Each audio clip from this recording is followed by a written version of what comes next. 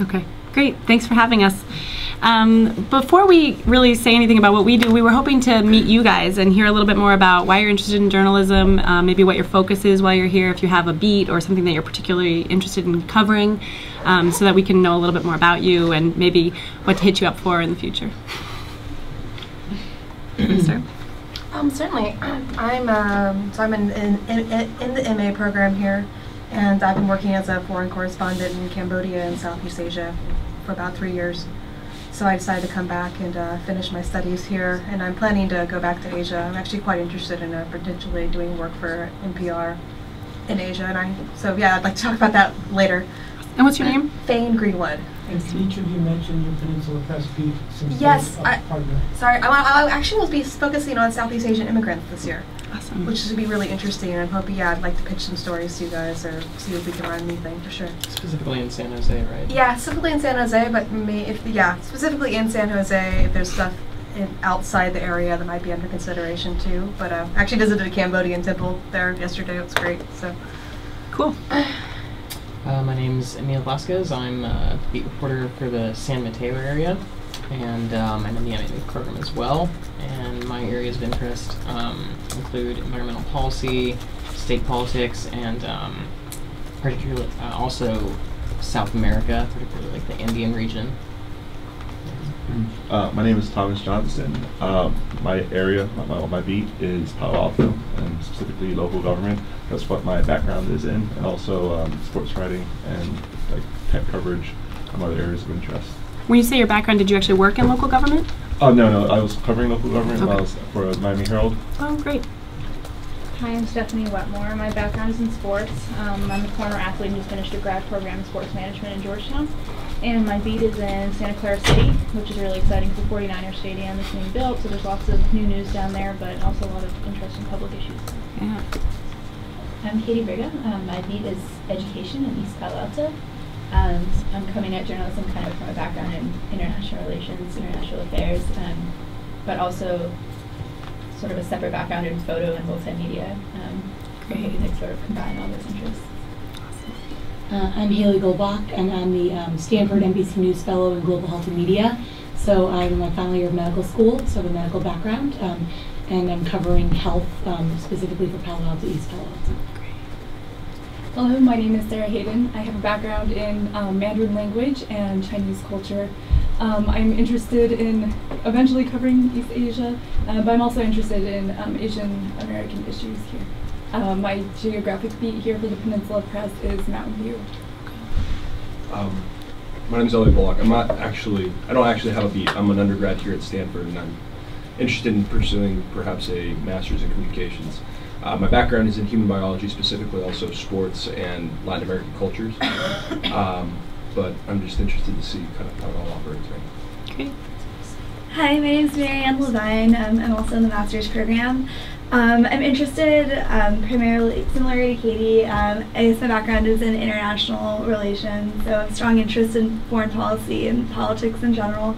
The beat that I'm covering this year for the Peninsula Press is East Palo Alto, and I'm planning on looking particularly at housing issues in that region. Awesome. Okay, I'm Jessica Haro. I am covering Redwood City and looking in particular at the redevelopment of the downtown area and how that's affecting or not affecting the lower income neighborhoods surrounding the downtown. I am primarily, or was primarily, a magazine journalist. I also just came out of working for a small local government, so I've kind of developed that understanding of how local governments work. I'm Naomi Elias. I have a sort of human rights background. It's my sort of topical focus, and I'm covering East Palo Alto. Great.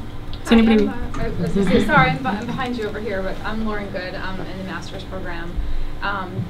For the Peninsula Press this year, I will be covering transportation issues, which are very timely right now. Another BART strike is imminent.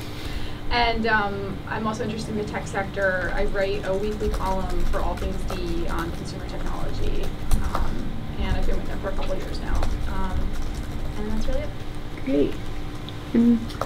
I'm Maya Horowitz. I'm in the master's program for journalism. I have a background in linguistics and in just local issues. I work for a group of local newspapers. My primary focus moving forward tends to deal with human rights, both in the U.S. and abroad. And my beat right now is Menlo Park, mostly because of the fact that I don't have a car. So I'm trying to find something more that I can look deeper into in Menlo Park. There are human rights abuses in Menlo Park, I'm sure. Maybe the fact that you don't have a car could be your entry to some of that. Hey, my name is Weir, and I'm also in the master's program in journalism.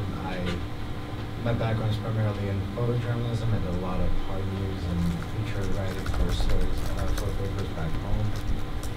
And yeah, my beat currently is in Palo Alto and some technology, which is also kind of interesting. Great. I'm Ben Custer, and my background is in sports and feature writing, but I worked for a newspaper and they paid me to be a copy editor and page designer, so most of my days were spent in front of the computer just in design. But for the Peninsula Press, my beat is Palo Alto education. Great.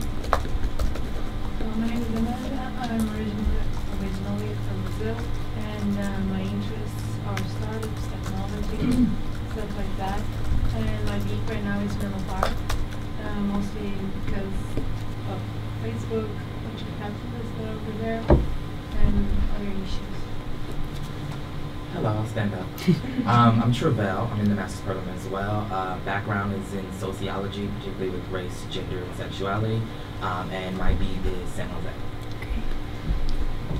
Hey guys, I'm Matt. I'm also a master's student. I have a background in a couple different things, some editorial work, some press freedom work.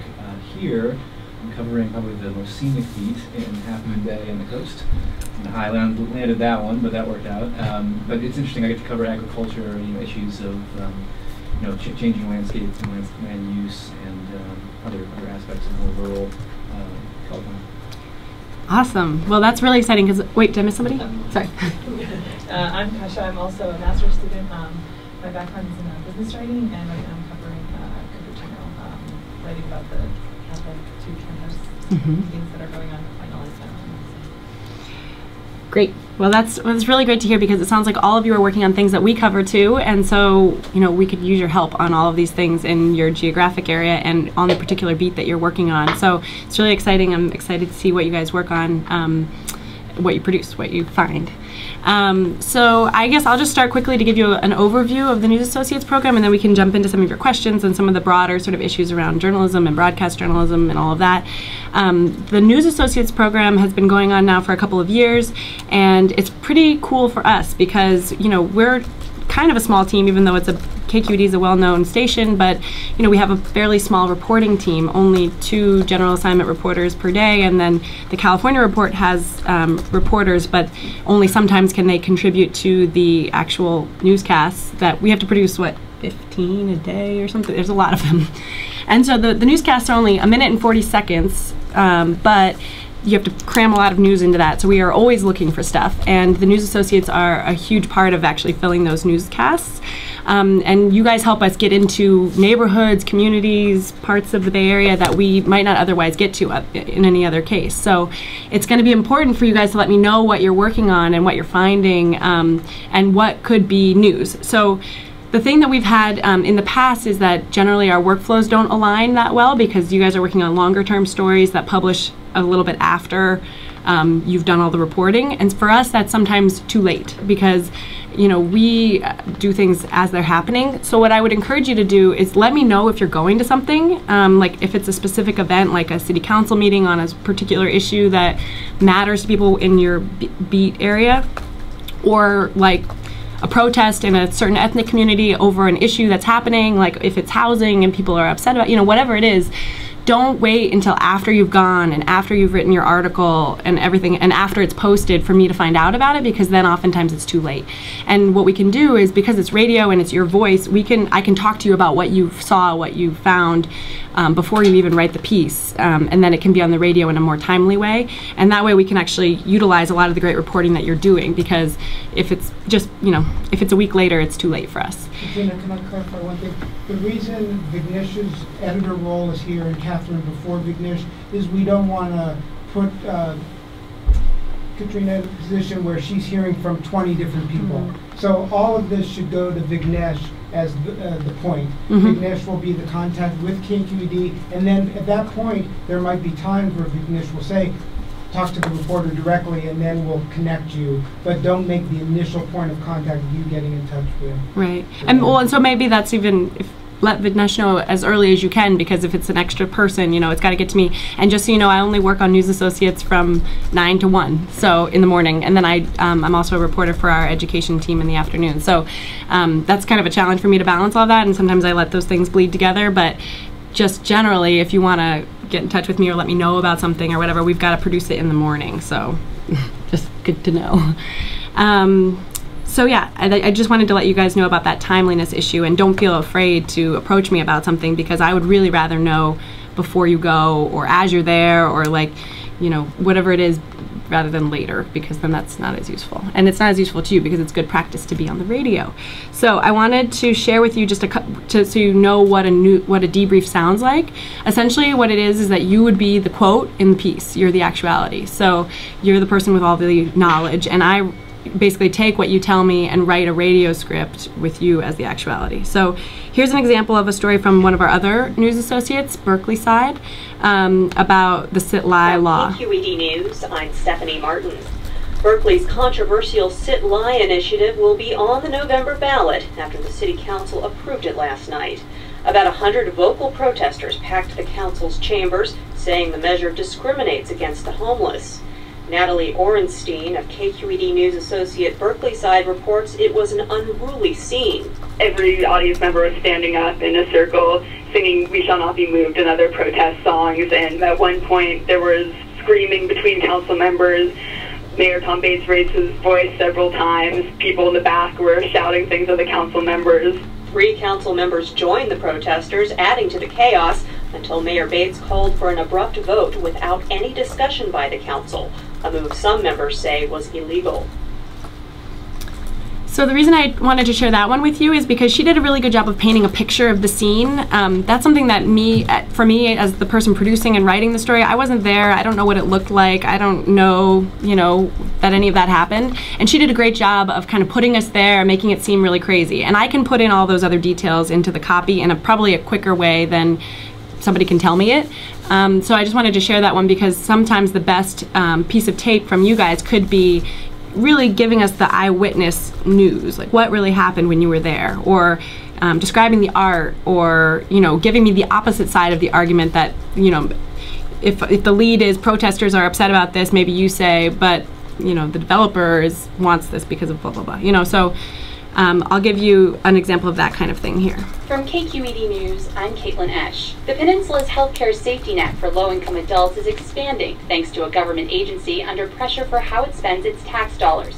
Earlier this year, the Peninsula Healthcare District denied a request for funding assistance despite having $43 million in reserves. But late last week, the district awarded $4.6 million to San Mateo County. Reporter Catherine Miskowski of the Bay Citizen says the grant fills a gap until federal health reforms take effect. We've had this terrible recession, and a lot of people lost their health insurance or their jobs, and so the county has seen demand really soar for these services, so the district is now stepping in to provide a bridge to when the Affordable Care Act kicks in. Many of the adults this grant could help will be eligible for Medi-Cal in 2014. I'm Caitlin Esch, more news online at kqednews.org. So I wanted to share that one because I think she does a good job of sounding really conversational. She explains what happened in a way that's not like uptight, I'm the reporter and I can't like be a person. Like she is a person. She says, kicks in, she says, we got to bridge the gap. She uses kind of like regular language to talk about what's happening. And I think one of the things I find with a lot of reporters is because they're worried about being impartial, they sound really stilted and like you know, so-and-so said this and this and this, and like, I don't know, like, you just be yourself, tell me what happened, and then I'll decide what works. So those are just a couple of examples, and I can stop now. But the other big thing I wanted to alert you to and tell you how you can contribute to what KQED is doing and get some more visibility is our news pics, I guess, feature. This happens every week on Friday, and it's basically a photo roundup of the news from around the Bay. It's a little bit, it's like a takeoff on the Boston Globe's The Big Picture, which is kind of more of a global look at photos in news. And this has actually done really well. We've been doing it for about a year, and it's just continually getting more and more traffic. It gets shared on Facebook a ton. And so if you see here, we just basically do a large format photo with an informative caption, you know, byline, etc. So this is like the shared bike program. I forget what that is. City Council, this is City College closing, this art exhibit, these kids doing this dirt bike thing. You know, some of it is really local, like this dirt bike thing is, you know, a little local project, you know, but we showed a picture of it because that's a snapshot of local daily life. It's something that happened this week in the Bay. So we would love to have your contributions for this, and I was so happy to hear that so many of you have experience with multimedia journalism and photojournalism, because great pictures can tell a lot, and that's why this does so well. And this is actually hopefully going to get a little bit of a redesign soon. We're hoping to, it looks a little weird actually on this view. It's not usually so narrow, but it's even going to be bigger hopefully, where it just takes up the whole well and the photo is the thing. So it'd be great if you could submit those to Vignesh midweek, and he can get them to me by like Thursday night, and then we put it together on Friday morning, and it usually publishes Friday afternoon. It's like a photographic week in review, basically. Yeah. And let me know if you have like your own website or something, because like if you see here, I linked to this person's name off his byline. So, you know, you can get a little bit of visibility that way. We link to the site, so the Peninsula Press, we link to the article itself that it's attached to. But I want to be clear, it doesn't have to go with an article. Like if you haven't written the article yet, or you just took a great photo that had nothing to do with the story you're writing, we can still put that in news pics, even though it doesn't like accompany an official story. That's basically all I have to say about the News Associates program. Does anyone have any specific questions about that kind of thing? One other just sort of practical point is that most of our debriefs are done by landline phone, so that's for audio quality purposes. So hopefully you guys will be able to maybe find a landline around school or something if you need one, but I might reach you by cell or email and then ask you to find a landline phone if we're going to do a debrief. There's one in the lab. You always have access to that if you're here.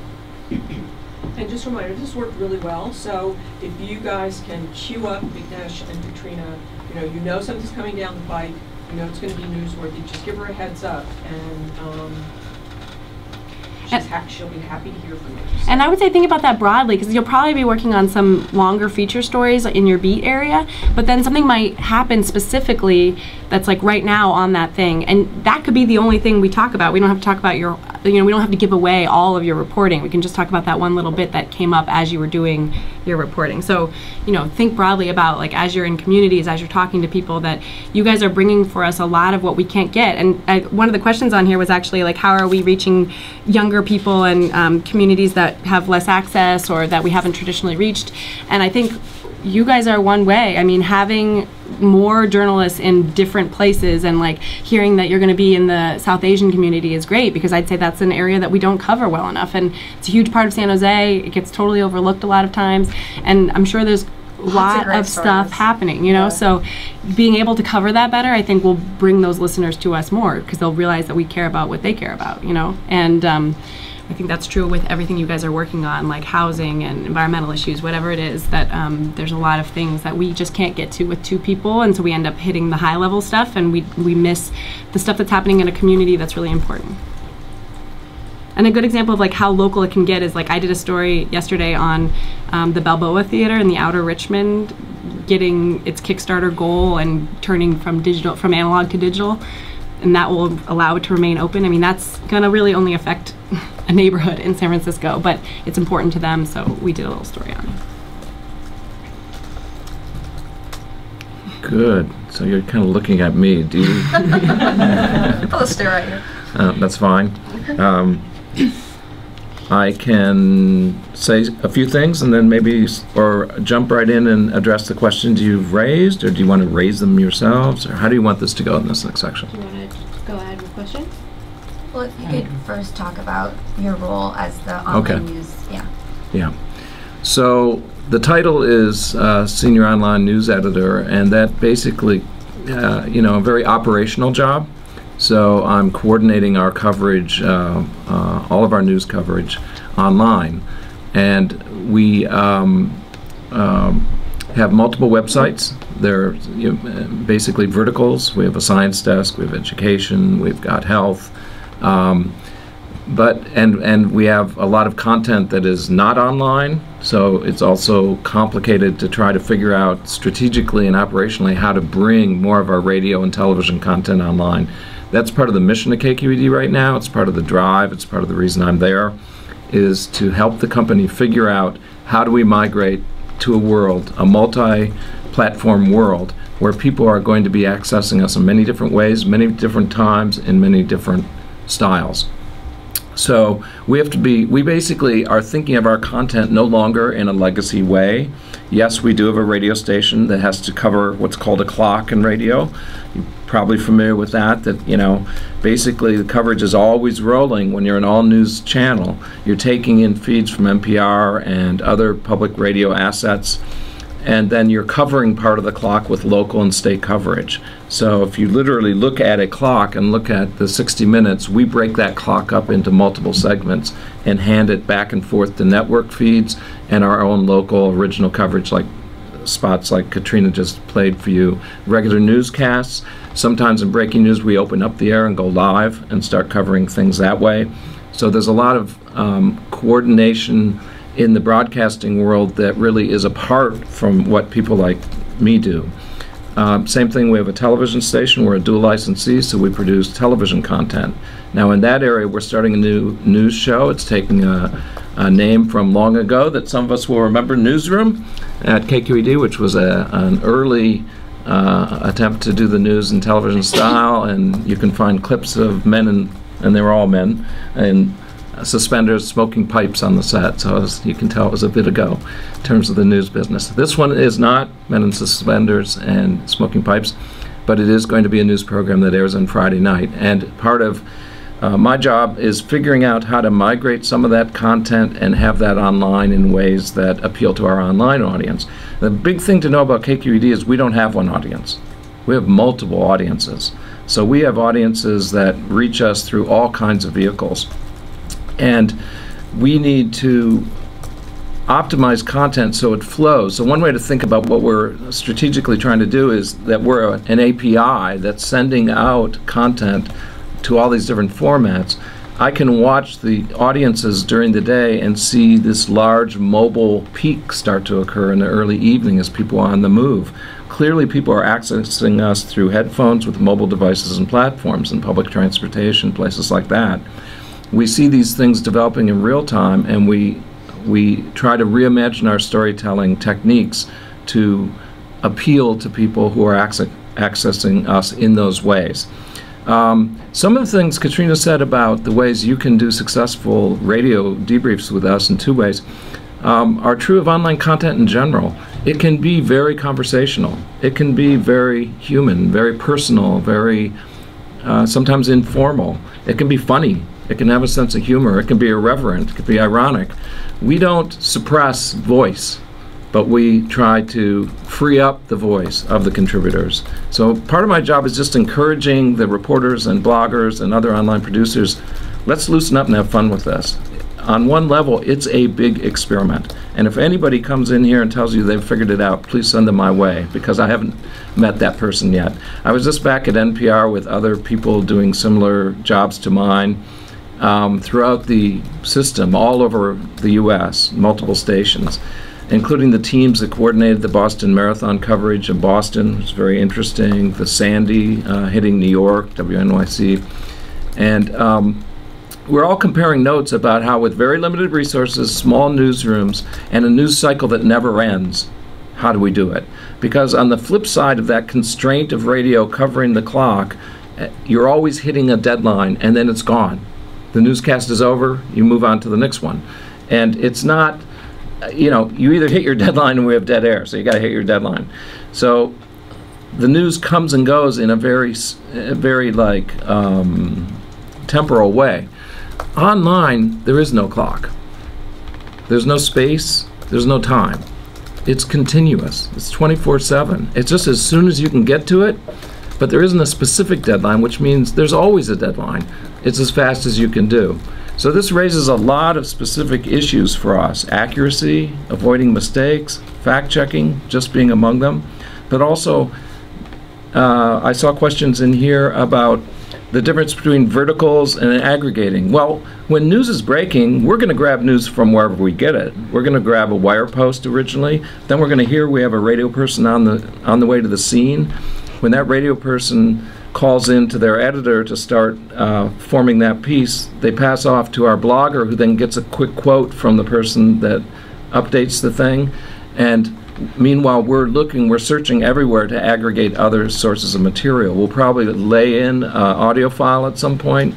We'll get a video. We're not above grabbing Jon Stewart or Stephen Colbert, who do an excellent job at contextualizing the news, and who oftentimes in this era can convey information, albeit in unconventional ways. And maybe this isn't real good journalism school practice, but sometimes that's the most useful content, or a useful piece of content to layer in our overall coverage. So if it sounds like I'm talking really multimedia, I am talking really multimedia. Beyond all of that, we're looking at data and data sources and new data that comes online for ways to simply tell stories through data. But if you don't do a good job telling a story through data, it's boring as hell. So what we tend to do, for instance, the state recently just released a big data set about all the different vaccination levels in all the different school districts throughout California. It had many, many fields. It was very hard to navigate.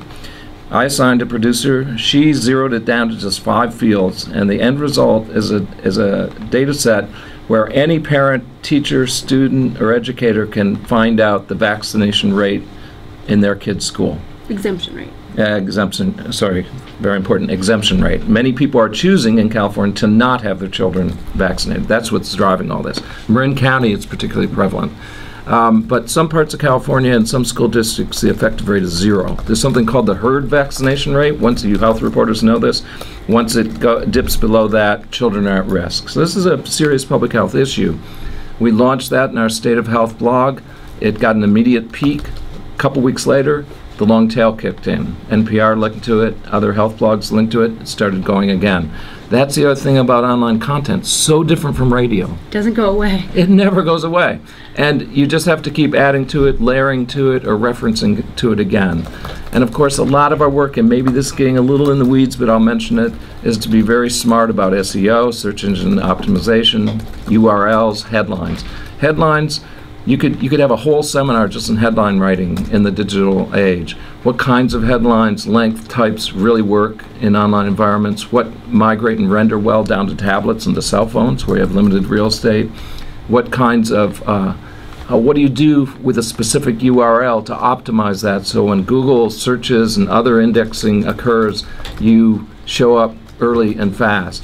We did that very well on something called the America's Cup last week, and we were the top search result on Google, and our traffic went through the roof, actually froze our server, and we went into what's called lockdown, which is, I guess, a good problem to have, but we lost a lot of traffic. Can I interject something here? Yeah, I just wanted to say what we did was America's Cup update. It was very simple, because we noticed that was the top trending search term in that topic area. I just wanted to note that one thing, I totally focused on radio when I talked about what you guys can contribute, but your writing can also be on KQED. So, and we've kind of shifted, or we've kind of made 2 paths for ways that News Associates content can get onto our website. And those 2 ways are through the Bay Area page, which I think Vignesh has up here. It's more like here. It's coming. Okay, so this, oh, sorry. Yeah, we directly import your story here. So so those little boxes on the bottom, those are all News Associate stories, so we can put your content there. And then the other way, if it's a really timely story that sort of fits with our editorial needs of the day, we might put it on Newsfix, which is our main news blog, and that's where we get the most traffic. So your story, your byline, could be on KQED's most read online site. And one thing I wanted to mention is that News Associate stories, let me get to Newsfix for a second. News Associate stories have a particular advantage, which is that they are local. You guys are covering local issues. So if it's a good story and if it's kind of shareable, I'd say housing stories are a great example of this, transportation stories also. I'm actually, you're lucky, because I'm in charge of this program that we do with NPR called the Local Stories Project. And if you look at, this is NPR's Facebook page, and that story there that says the covered California website is getting, well, 10,000 hits per second. That story is actually a KQED story, and so what happens is I pitch some stories to NPR to be posted to their Facebook page, but geotagged with the Bay Area, for Bay Area users. So because Stanford is in the Bay Area, your Facebook page is geotagged Bay Area, and you see this post. Not everybody who likes NPR would see this post, but only people in the Bay Area. But that means, now if you look at this, it got 115 shares, 363 likes, a bunch of comments, 14 or 16 comments. So this has gotten a lot of engagement. It's gotten shared a bunch. It's been seen a lot. And that is great for whoever wrote it.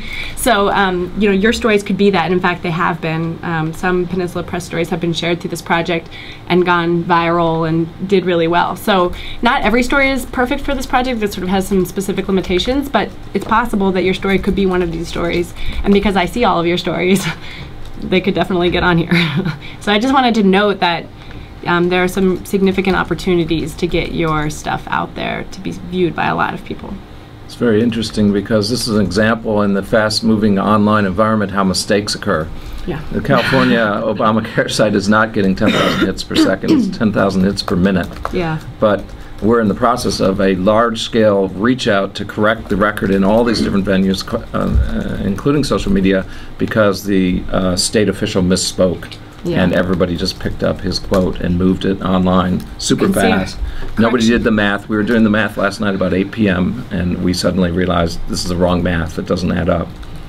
Right, so that was unfortunate. That was one of the fires we were putting out this morning. But so if you can see here on this Facebook post, KQED posted a correction to our own post. Right there, yeah. That's what you have to do if you get something wrong. So. And that's a whole thing, you know, too, that maybe of some interest, particularly within the program, those of you that are studying journalism, to think about some of the evolving ethics and ethical issues and difficulties we have. At KQED, we correct, we inform corrections, and we aggressively try to go out and trace the watermark of the coverage so that in all venues it gets corrected. There's a new feature of Twitter that allows you to sort of redline an incorrect tweet that then filters all the way out to all the RTs as well. And so we're looking for ways of employing that to, if you will, withdraw mistakes. Whether we made them ourselves, we try not to make them. We don't make very many, knock on wood, but often the ones we make are pickups by mistakes by public officials that nobody thought to check. There wasn't time. Dave, I wonder if you could talk for a couple of minutes, both of you, on an issue I hope will come up later in the quarter, and that is, if our students are lucky enough to be able to develop some unofficial sources and they're promising confidentiality to a source, what do you expect from our students? Are they expected to share the name of the source with you, or does a promise mean they don't need to share it with you? And then finally, to get even more interesting and provocative, you know, should the worst scenario unfold and they're called on to testify about the name of the source, what support can they expect from KQED? Have you faced this? No. Before? No, we've never. Actually, I've never had a story that wasn't sourced or that had a deep source. It's hard to do confidential sourcing for radio because of the nature of the actuality and the sound. You could mask somebody's voice. But you could describe a source without naming the source. You could do that. Well, and actually, if you're certain you're right, in a debrief, you could just explain what happened without necessarily giving away a name, you know, because you're telling me the story rather than them telling me the story. Are you going to want to know the basis for the facts? Yeah, I think we're going to want to know, you know, that's kind of a softball from Ted to me because I'm an old investigative reporter. So here's the way I would handle it. I've dealt with a lot of confidential sources for many years. First thing is I would never testify and reveal your source. So your source will be safe with me. Who pays the contempt citation? Who pays? Yeah. Oh, I really don't know. If this comes up, this could be a really interesting thing. KQED does... Policy on that? Stanford has more money than KQED. KQED probably has... This is a good question for our counsel's office. But I would want to know your source. I might not necessarily need to know the name of the source, but I need to know a number of things. Who is this person? Where are they placed? How did you get the information? Why do you think they're giving you the information? Can you go back and ask a question or two more? And I'm really just looking there to weed out the types of things that we all as reporters have happen, which is people have agendas. People come to us with agendas. That's fine as long as we know what the agenda is. And then we can sort out a little bit how to evaluate that source. Some of the biggest trouble I've ever seen journalists get in is when we don't do that job well.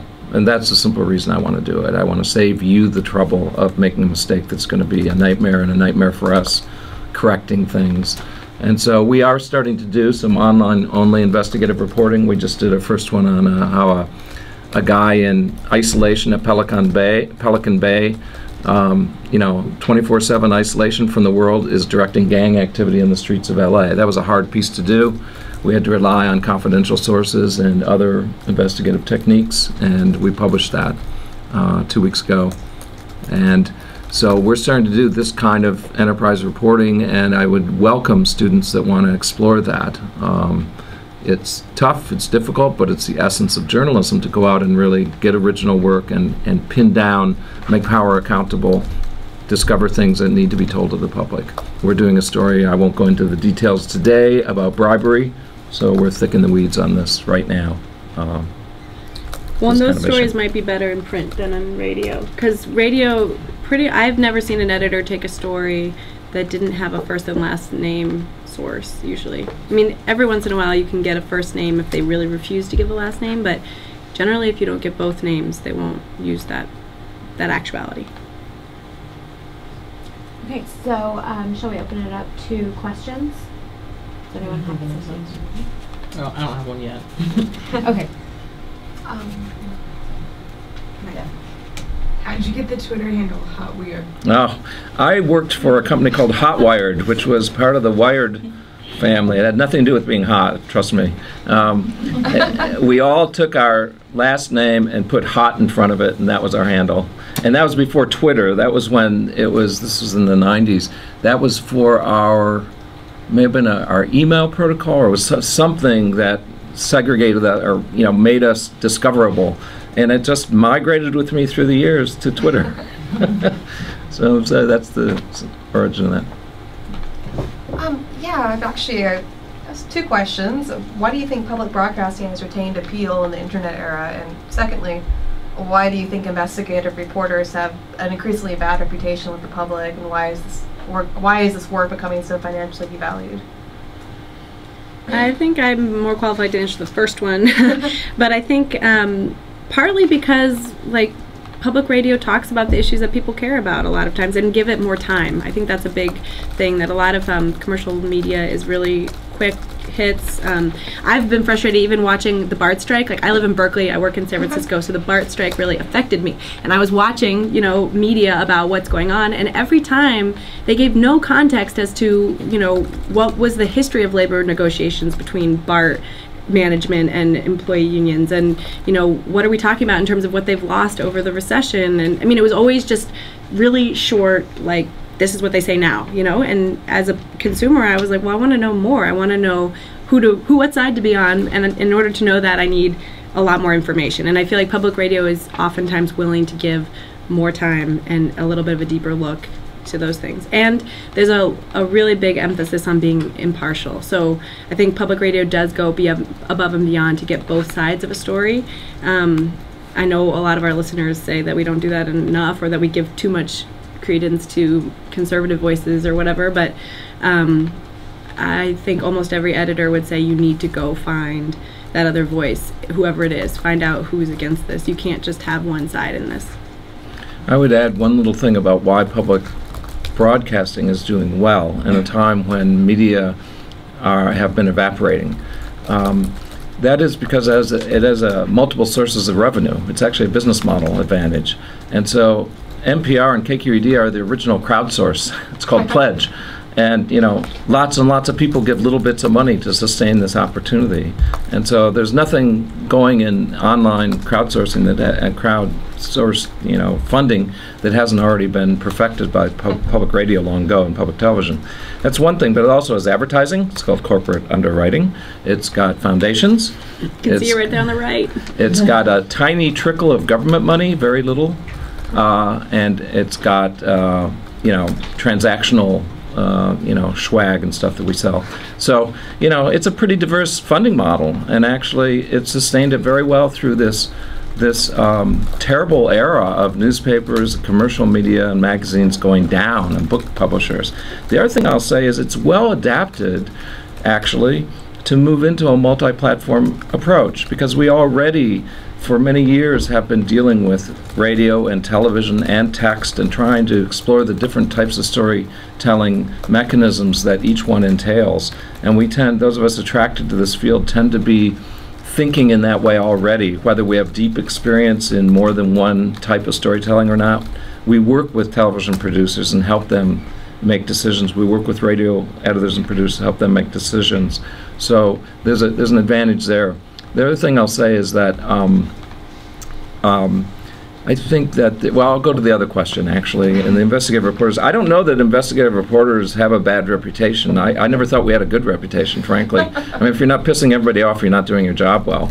So that's one thing. But I think what you might be referring to is all the noise that passes as investigator. I haven't seen anything investigated on the Fox network or on CNN, for that matter. You know, I see a whole bunch of people making lots of noise, and I will not name specifically any commercial stations, but I think beware of some of the kinds of things you see where people are racing around parking lots, shoving microphones in people's faces. That is not my experience of investigative reporters. I was a co-founder of the Center for Investigative Reporting, and I'm still on the board there and very active at CIR, which is one of our major partners at KQED as well. I imagine you probably have somebody come down maybe from time to time from CIR. But most investigative reporters I've known have been quiet people, intellectuals, very interested in patterns, and patient, extremely curious, and persistent. They're not usually loud, jumping up and down people, not to badmouth loud, jumping up and down people who get frantic. It's more about a marathon. It's not about a race. So you've got to really dig in and stick with something for a while. And that takes a certain type of personality type. And you want to do something really well. That doesn't say that it's not fueled by a lot of passion, sometimes anger or other emotions about injustice in the world. It often is. That often is the fuel that guides people. But one of the things you learn very early on is to be your own worst devil's advocate, and always imagine how you might be getting something wrong or how your own biases are polluting your hypothesis. Because we operate much like an investigative story requires kind of like a scientific method of rigor. You need to have a hypothesis that you're always adjusting as the data comes in.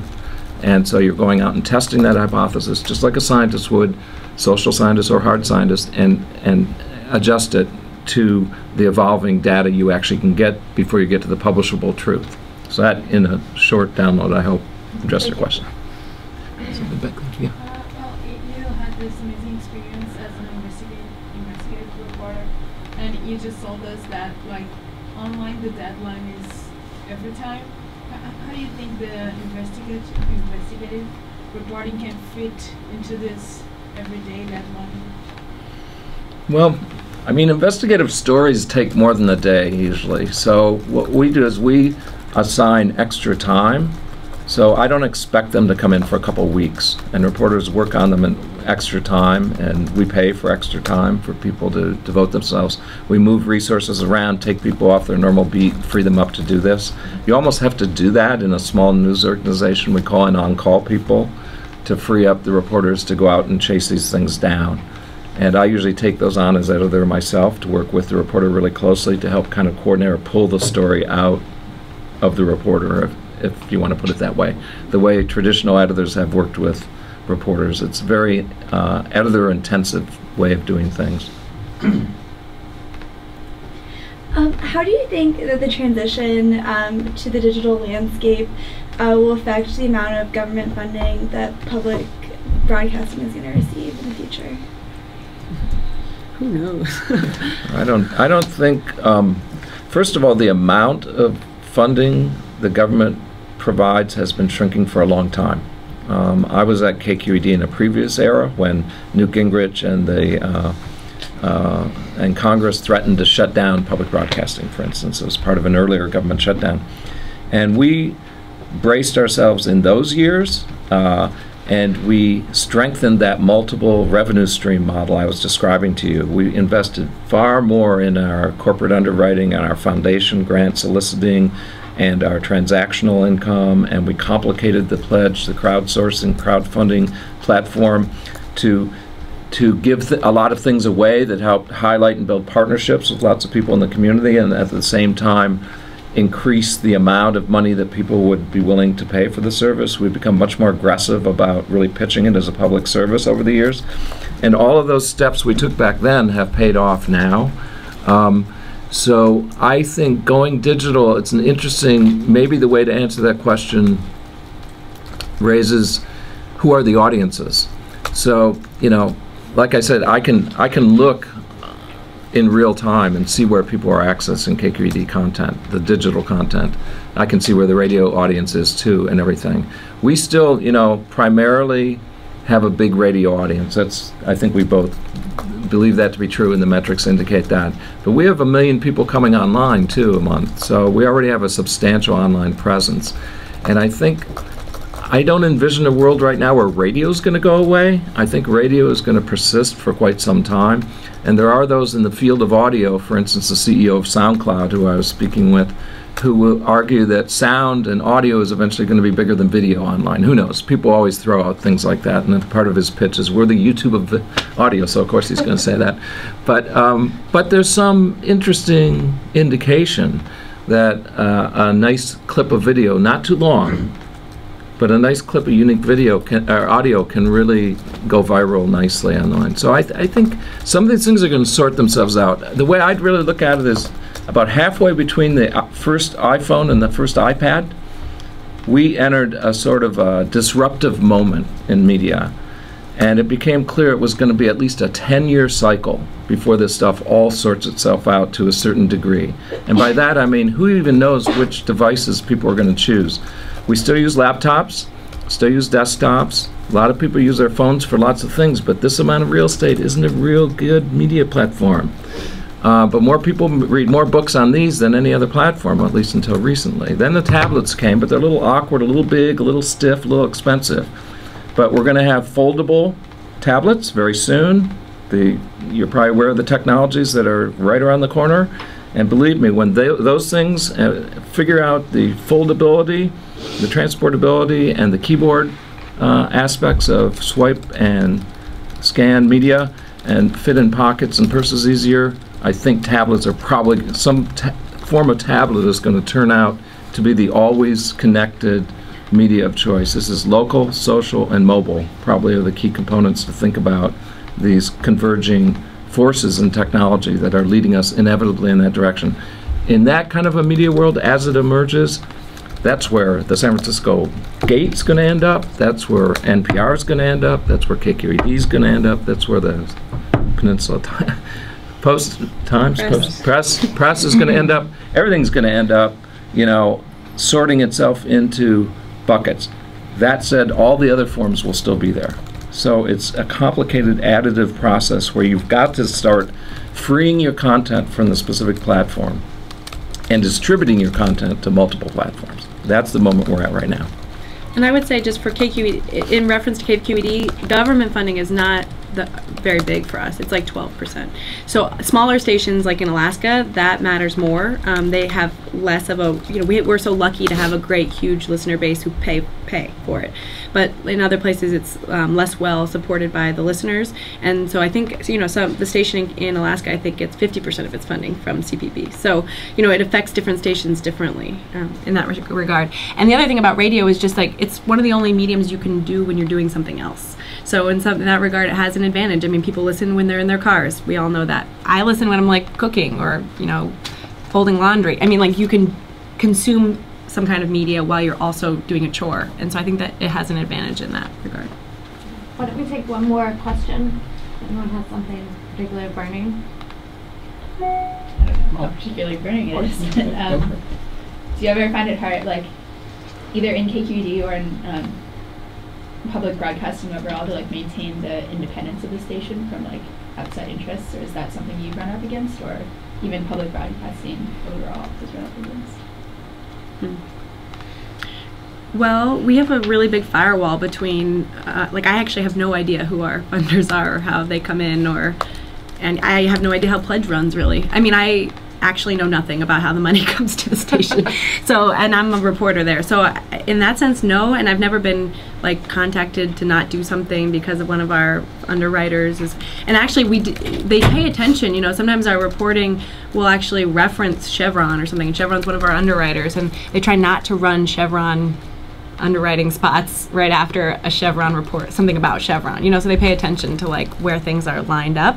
But I would say that I've actually never run into that personally or seen it really happen too much, because the newsroom really doesn't know that much about where the money comes from. From my previous experience when I was an executive, there are cases like with All Media where somebody giving the station a lot of money complained about coverage. We always listen carefully, explained it's an independent service, it's a journalistic mission. We would look into it if the journalism had been performed up to our standards. There really was nothing to talk about. On occasion, some companies got told in response, if you'd send a representative to the show, your voice would have been heard, and so we reached out to you and you didn't cooperate. So we try to use it, the executives try to use it as a way to educate underwriters and others as to the real nature of journalism as a public service and how they can make that easier or harder, and then at the end of the day, if it involves them, the facts fall as the facts fall. We actually have time for... It's a short two-part question. One, I was wondering if your donor demographics had changed over time. Have you seen an evolution from lots of individual donors to more monolithic entities donating large amounts at single periods of time? And two, do you think the crowdsourced donor-based model is something that's transferable to other media organizations, or do you think your success in maintaining that model stems from your history with cultivating a user base? Wait, sorry, repeat the first part of the question again? The first part was just, do you think who's donating? Who's donating? And has it changed? Oh, and our listenership. Well, I know, so I've been to these talks that where like Joanne and John tell us all about our demographics. Our listenership is very old for the most. I mean, like 60 plus is like 50% of the listenership. So there's definitely a put for radio, and I think for TV too. Yeah, I mean, maybe the kid stuff gets a little bit of, I don't know, but it's definitely, I think that's a concern for public media, is that we need to be reaching out to younger audiences, and there is an effort to do that. I mean, like KQED has a site called KQED Pop, which is a little bit more like pop culture type stuff. Actually, I don't know where it is. I guess it's not on the news page. It's on the arts page probably. But and in our coverage, we're trying to think about ways to reach out to younger folks and different demographics of folks. But I think that's part of the legacy too, is that it's sort of like an older listenership and viewership audience. And in terms of who gives us money, I think it's still really individuals. It hasn't migrated to like organizations or things like that. It's just down to individual to individual. The growth the growth of KQED properties by and large follows the freeways. So if you go down 101 and down 280, the communities down here that all you are covering are our primary area of expansion, actually. So these communities down, it isn't just an academic exercise for us to come down here and continue to say, please pitch stories to us. We want those stories because these are our listeners. And this area collectively can feel underserved by the press, which is centric around San Francisco to a certain extent, and Oakland and San Jose less so. So we're actually aggressively moving into this area, and we'll have news in the future about KQED expansion into Silicon Valley and San Jose. We will be more aggressive down here in terms of our news resources. But you guys are a really, integral part of what we can do right now, and I just would second Katrina and urge you to give it a try. And also, I wanted to say one thing about the pace of it. You're students. Most of you have some experience. A lot of you have quite a bit of experience. But sometimes when you're a student in a situation like this, you're going to noodle a story a little too long. Pretty soon after you know what you're going to do and what you're going to go out and try to get is the time to maybe have the conversation with Vignesh and then maybe alert Katrina. Because if we know you're going somewhere and it's in the news, that means a lot to us. And there are multiple outcomes. It could be just a quick quote, it could be a photograph, it could be something that fits into your assignments. But once you do it once or twice, you'll start getting this little itch for the news, I think, if it's for you. And I'd just like to encourage you to get that itch, because it's a really exciting, though addictive, business to be in.